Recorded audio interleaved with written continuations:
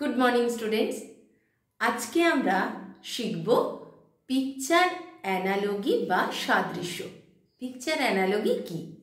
Picture analogy হচ্ছে দুটো ছবির মধ্যে মিল খুঁজে বের করে সেই সম্পর্কিত সেইটাকে কাজে লাগিয়ে পরের সমস্যার সমাধান করা।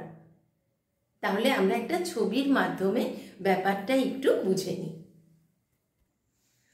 দেখো, এখানে একটা বলের ছবি দেওয়া হয়েছে। তাহলে বলটার আকার কেমন? বলটার আকার গোলাকার। তাহলে বলের সাথে এই গোলের একটা মিল আছে।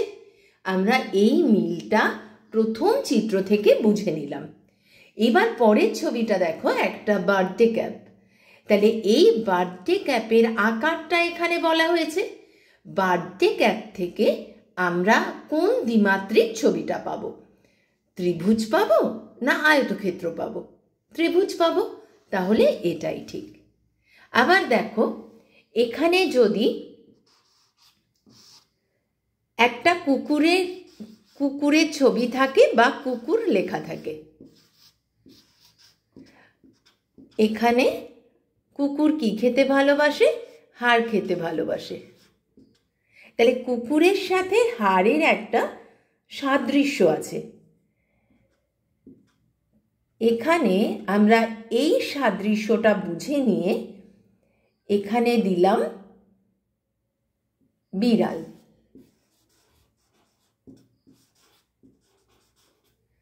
তাহলে বিড়াল কি খেতে ভালোবাসবে? বিড়ালের এখানে দুটো অপশান থাকছে, একটা মাছ আর একটা সবজি।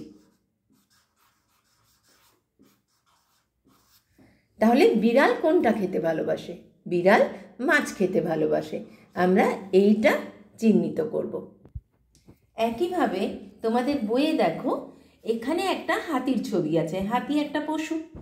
হাতির সাথে সম্পর্কিত দেখো ঘোড়া। ঘোড়াও একটা পশু। দুটোই পশু। আমরা এই সাদৃশ্যটা বুঝে নিয়ে এই পাশে সাদৃশ্য আসবো। এখানে একটা পাখির ছবি, আর অপশানে দেখো চারটে ছবি আছে। একটা বিড়াল, ইঁদুর, মুরগি, মাছ। তাহলে মুরগি এর মধ্যে পাখি। তাহলে আমরা এখানে সি দাগটা লিখব। তাহলে আজকে আমরা পিকচার অ্যানালজি শিখলাম। শিখে এবার তোমরা তোমাদের মতো করে কাজগুলো করে নেবে। Thank you.